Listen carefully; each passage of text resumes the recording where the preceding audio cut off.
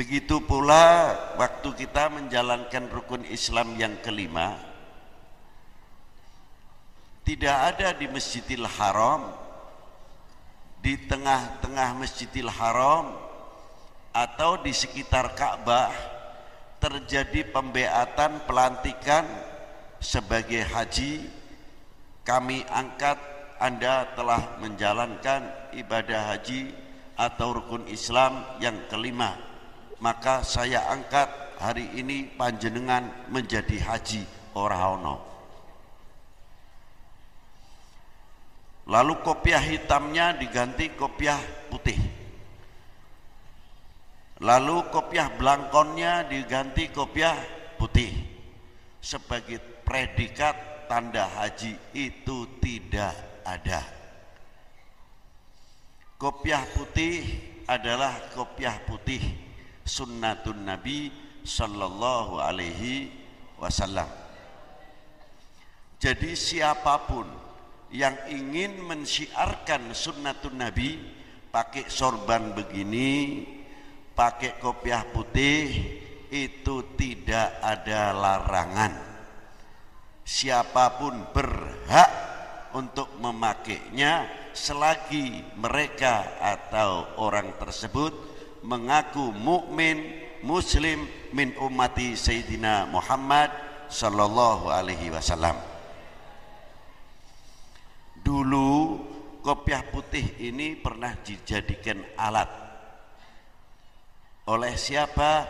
Di waktu zaman penjajahan demi kepentingan politiknya. Kalau kita ini sudah jarang membaca sejarah, maka banyak yang tidak mengetahui. Di zaman Belanda, kebanyakan tokoh-tokoh pejuang bangsa dari dunia Islam yang saya katakan, khususnya dari dunia Islam, rata-rata bersurban. Dan cara bersurbannya bukan asal surban. Ada sanadnya dari Rasulullah sampai kepada si pemakai. Seperti orang menggunakan sorban, koncernya ada yang di belakang, ada yang di samping, ada yang bacaannya setiap ikalan sorban sebatas Allahumma sholli ala Sayyidina Muhammad wa ala ali Sayyidina Muhammad serak tadi. Ada yang bismillahirrahmanirrahim, bismillahirrahmanirrahim, bismillahirrahmanirrahim 7 kali jadi.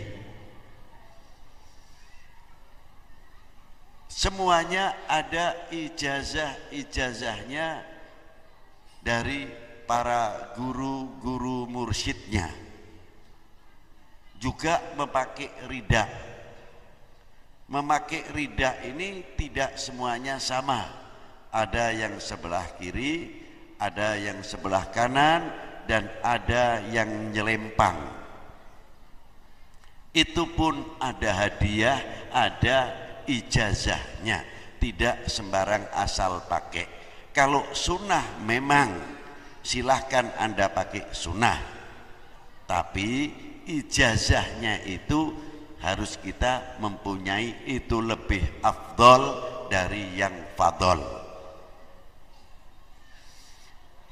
Dari itu Kanjeng Pangeran Diponegoro dalam gambarnya coba dia pakai ridaknya nyelimpang, nyamping. Itu namanya ridak khirqah, khirqatul Muhammadiyah.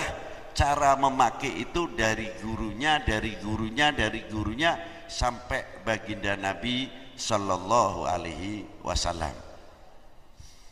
Begitu buka juga sorban yang dipakai oleh Imam Bonjol atau sorban cara beridak yang dipakai Kiai Mojo, Sentot Prawiro Dirjo, Pangeran Antasari, Syarif Hidayatullah Kalimantan, Sultan Adam Kalimantan, Hasanuddin Makassari, dan tokoh-tokoh muslimin yang menjadi pemuka-pemuka pejuang dalam mengusir penjajah pada waktu itu rata-rata bersurban.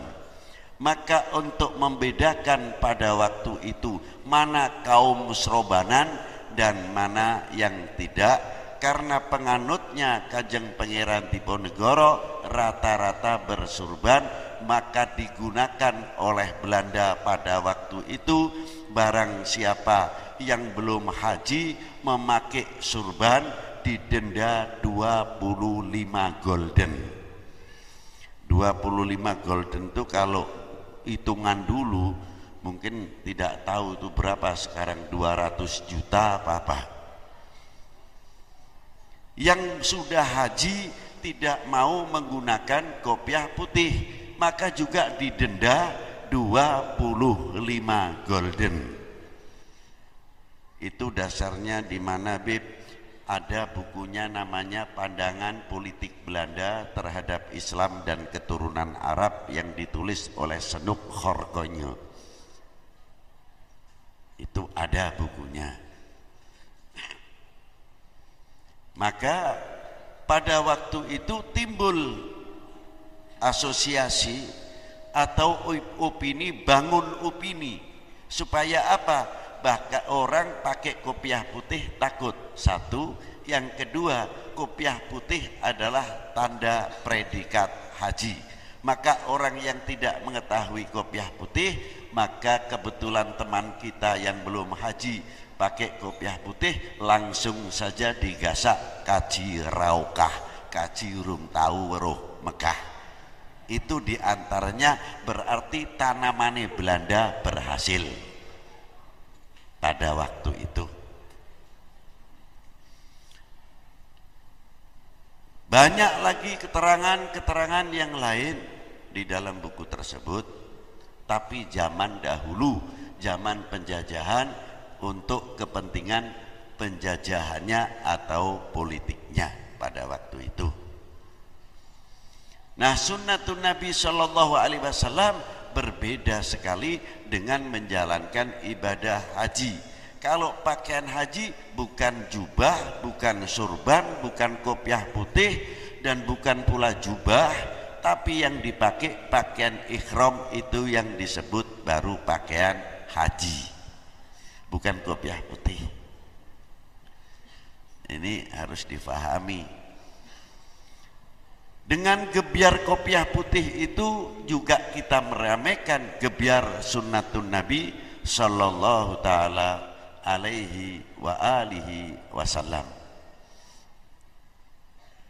Bukan sedikit ulama-ulama dari Indonesia yang menjadi tokoh-tokoh ulama-ulama besar di Masjidil Haram, seperti Sayyidi Syekh Mahfud At-Turmusi dari Termas, Sayyidi Syekh Abdul Manan At-Turmusi, Sayyidi Syekh Ahmad An-Nahrawi Al-Banyumasi, Sayyidi Syekh Zainal Abidin Al-Jukjawi, dan Sayyidi Syekh Zainal Abidin Puduh Salatiga, Kiai Nawawi Al-Bantani, Syekh Abdul Karim Al-Bantani, Sayyidi Syekh Abdul Hamid Qudsi, Kudus aslinya, Kiai Khalil Al-Qudsi adalah dari Kudus, dan banyak sekali kalau saya sebutkan ulama-ulama kita yang ada di Masjidil Haram yang menjadi tokoh-tokoh guru besar di Masjidil Haram, terutama yang sangat terkenal Kiai Nawawi Banten dan panjenengane Sayyidi Syekh Ahmad Khotib Sambas dari Sambas, Kalimantan. Beliau mursyid besar, guru tarekat yang terkenal di Mesir maupun dari Yaman sendiri, dari Haramain, dari Syria, dari India, dari Indonesia khususnya. Sanadnya Qadiriyah hampir semuanya masuk kepada Syekh Ahmad Khotib Sambas. Pada tahun 900 Hijriah Dari Indonesia sudah melahirkan satu tokoh ulama yang luar biasa. Diterangkan di dalam kitab Jami' Karamatil Aulia Juthani fi Harfil Ain. Di situ diterangkan Sayyidi Syekh Abdullah bin Mas'ud Al-Jawi, beliau mursyid Thariqah Qadiriyah di Masjidil Haram. Beliau meninggal di Mekkatul Mukarramah, dimakamkan di Ma'la tahun 900 Hijriah. Kita selaku bangsa Indonesia, khususnya umat Islam, mempunyai satu kebanggaan tersendiri bila mana kita mau menguak siapa pewaris baginda Nabi Sallallahu Alaihi Wasallam yang diwisuda oleh baginda Nabi dengan dalil nas ayat min ayatil Quran. Apa diantaranya ayat yang mewisuda para ulama dan para aulia? Ala inna aulia Allah la khaufun alaihim walahum yahzanun alladzina amanu wa kanu yattaqun. Yang kedua, innama yahsyallah min ibadihil ulama. Dua hal inilah yang hebat. Ala inna awliya Allah la khawfun alaihim walahum yahzanun alladzina amanu wa kanu yattaqun. Buahnya dahulu baru pokoknya.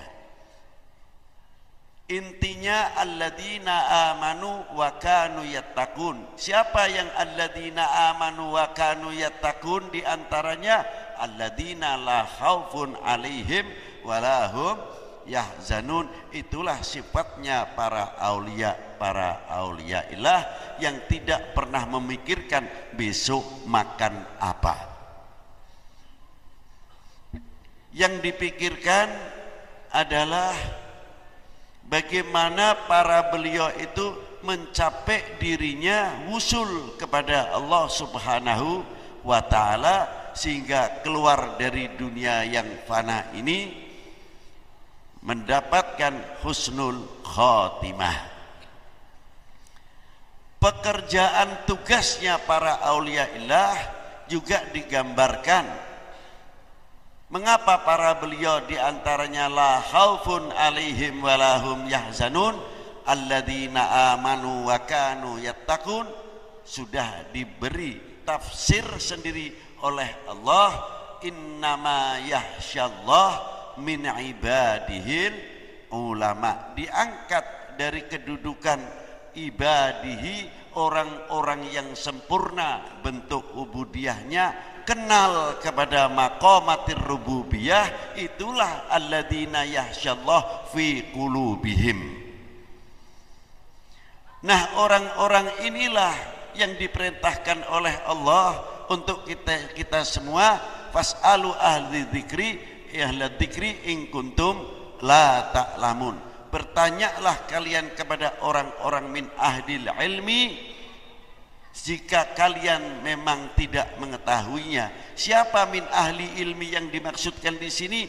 Al-alimum billah, al-arifum billah, orang yang kenal kepada Allah, orang yang ngerti kepada Allah, orang yang bisa ngeladeni marang Allah Subhanahu wa Ta'ala. Ini di